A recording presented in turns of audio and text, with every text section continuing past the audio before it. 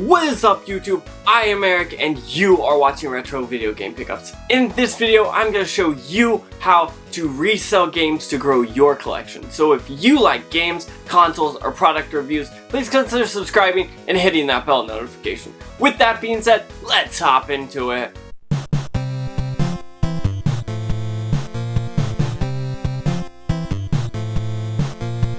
Okay, so if you have a game collection and you want to grow it, this video will show you 5 ways and kind of 5 steps that you should be doing in order to grow your game collection. I'm going to start off from the very beginning with how to pick up games, and then we'll wrap it up on where to sell or knowing the prices. So all of that kind of wrapped up in your head. In this video, I will show you that. There's a ton of ways people make money, and this is a good way that I make money reselling games. Now, if you guys have watched this channel for any time at all, you will know that I pick up games that I don't necessarily want. Usually, if I can get a good deal on them, I will buy them and then go and resell them for about 80 to 70 to 90% of what the full market value is.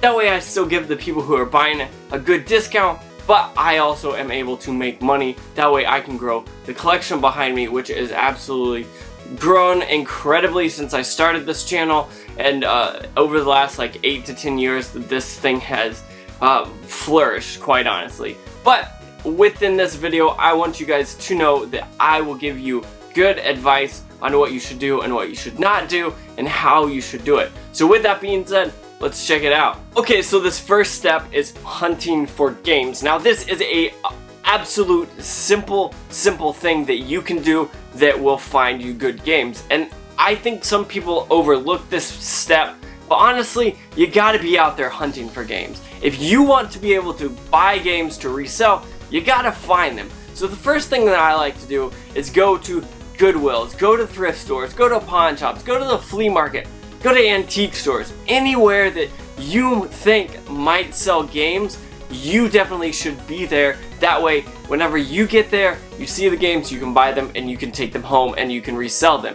But also, on that, you have to be looking. Now, if you look once a month, you're probably not going to find that much. But what I do is about once or twice a week, I go looking for these places. I have a little loop that starts off by my work, I leave, go around, and then I go home. So what does that mean? That means I spend about an hour to 2 hours every week looking for games. What does that mean? If I find 5 games that are worth $10 for $2, I've made my money back for those 2 hours of work. So honestly, I always love this. I also end up finding games that I don't have to add to my collection, or maybe something else that interests me, or that's something else I can resell. But in this video, we're just talking about games. That is my first thing that you guys gotta be doing. Hunt for games, because if you don't have the games, you can't resell them. The next thing that you should do when you have gotten these games is clean them up. Now what I use is I have a JFJ Easy Pro over here. Down below will be a link in the description to that on Amazon. But honestly, clean the games. No one wants a dirty game. If you take a picture of a game that looks like garbage and someone finds a really nice copy, they're gonna buy the nice copy. So make sure you have a way to clean the games. Now this JFJ Easy Pro costs about $200 on Amazon, but it has saved me so much time and so much money on getting my games clean. Now I've heard bad things about this machine, but I've had it for about 1 whole year and I've never had any problems, except for maybe on GameCube games, but it's not recommended to use for GameCube games, so I wouldn't do that anyways. But any other disc-based game, you definitely should be using that some kind of surface cleaner, whether it is the JFJ Easy Pro or something else. But I also think not only that, but you've got to use like rubbing alcohol on these cartridge games. If you've got someone's name written in Sharpie, no one wants that. So go ahead and get some rubbing alcohol, get some Q-tips, clean that bad boy off, and you will sell that game and probably make more money off of it. So I think that's something people just overlook. They just take crappy pictures of these crappy games. And if it's a $10 game and it looks like crap, people aren't going to want to spend $10. So make sure that your games are clean and they look nice as possible whenever you are selling them. So this next portion is called market games. And what does that mean? That means putting your games on the market. Now, there is a ton of different ways. There's eBay, there's Facebook Marketplace, there's Craigslist, there's Mercari, there's OfferUp, there's all of these different ways to do it. And you've got to go out in there and try it and figure out what works well for you. Now, for me, about 5 to 8 years ago, Craigslist was the dream. I could find whatever I wanted, I could sell whatever I wanted, and it was perfect. Well, that's not the case anymore. Facebook Marketplace has wiped out Craigslist in my area at least, and honestly, it's just not even worth Craigslist at this point. I occasionally look at it, but it's never somewhere that I really sell or buy things from anymore. But Mercari is one thing that I like to do because it lets people know, hey, here's what I'm selling and here's what I've sold before and all that, and it just seems very well done. Now, I know it's very small and the audience isn't as broad as, say, eBay, but the fees aren't as bad and I don't have to deal with eBay. See, Mercari listens to the seller more than they do the buyer. So if I am the seller and I ship something off and the buyer says, hey, this is broken, if they can't provide proof of that, Mercari will believe me that I sent a good game out. So that's one thing that I am really utilizing Mercari for, is selling, because eBay just doesn't do what I would love them to do, and that is stand up for their sellers. Oftentimes I've had probably 4 to 5 times in the past 10 years where I've bought something or sold something and something hasn't gone right and I've had to shell out the money. I know there was this one time that I sent a pair of headphones to someone, I sold them to them, they said, hey, it's not working, and I said, okay, return them and you'll get your money back. Well, they never returned it, but they still got their money back. That's because eBay's policies aren't the best, and honestly, for me, that's not a good thing. Also, with eBay, you have to use PayPal, which is another fee, and it's just not worth it. So to me, I use Mercari a lot, and I also use Facebook Marketplace. I do use eBay occasionally, and sometimes I even use Instagram. I actually have an Instagram page. I will link that down below. It is not retro video game pickups, but it is a game page that I sell games on occasionally. So with that being said, that's something you guys need to do. Make sure you market your games. Okay, so this next section is knowing games that you should be looking out for. So I've got a few games here. I got 3 Wii games, and honestly, these are games you should look out for, but honestly, people pass up Wii games like it is no joke. The first one is Mario and Sonic at the Olympic Games. This game is not worth that much, but it's often not sold for much. I think I bought this for $3 or $4, and you can easily get $10 out of it. Like, that's a no-brainer. Now, this one is Metroid Prime 3 Corruption. I paid $5 for it. I will probably get 10 to 12, maybe $15 if I get lucky on this thing, but honestly, that's a game people pass up on because it is, yet again, another Wii game. And the last but not least, I'm just talking about Wii games here because it was easy and people often overlook these things, is Donkey Kong Country Returns. Again, Nintendo games do not lose value, especially if they are big name titles like a Donkey Kong Country Returns. This is a game that I paid $4 for, and I will definitely at least be getting $15. So that is what I wanted to tell you.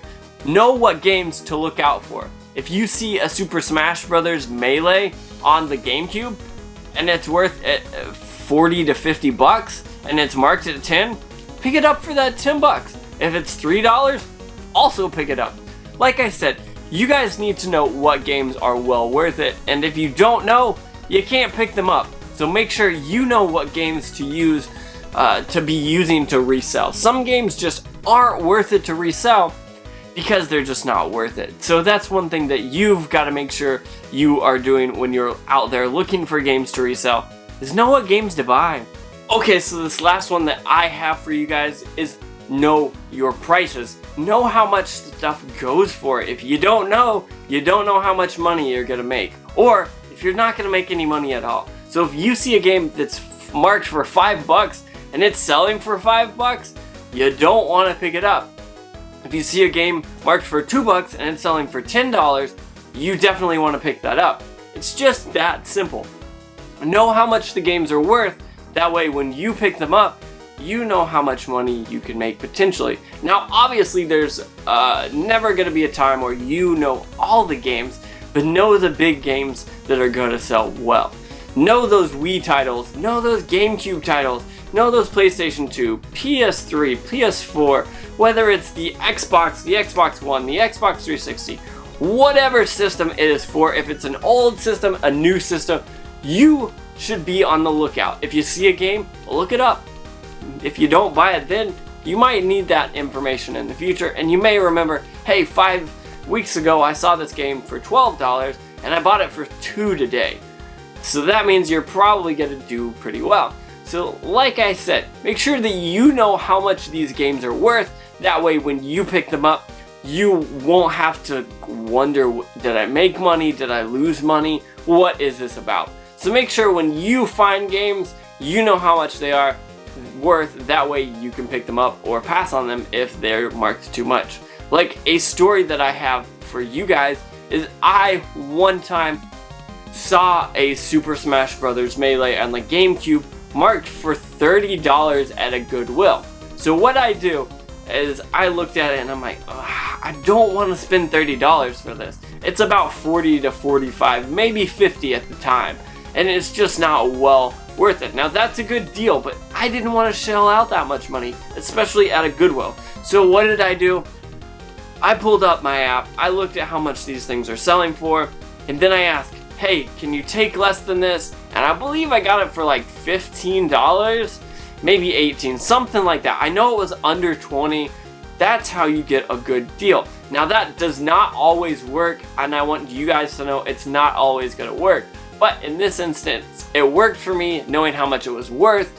I didn't lose as much money as I possibly could have, because if I would have picked it up for 30, I may have sold it for 40, but minus like shipping and costs, it would have been like $5. Whereas if I bought it for 15 and I sold it for 40, you guys know the math, I'm gonna make way more. So that's one thing that you have to do, is make sure you know the prices. Okay, so 2019 is winding down and my collection is growing and I'm reselling games like crazy. So I thought you guys would like this video and understand where I'm coming from when I say I pick up games to resell.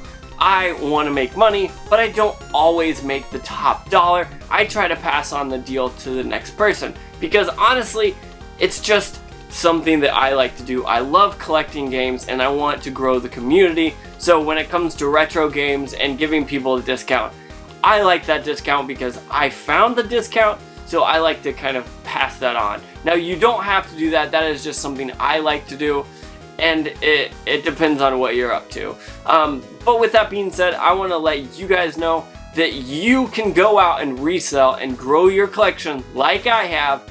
With these few steps in mind, you should be able to grow and make your collection a better collection without spending a ton of money. So with that being said, I want to say thank you so much for watching. Don't forget to like, comment, subscribe. Make sure you hit that bell notification because it lets you know when I post more videos, which is every Tuesday, every Thursday, and every Saturday. And occasionally I'll sprinkle in one on a Monday, but I haven't in a while just because of the holidays of being busy. But with that being said, one last time, thank you so much for watching and make sure you have a good day.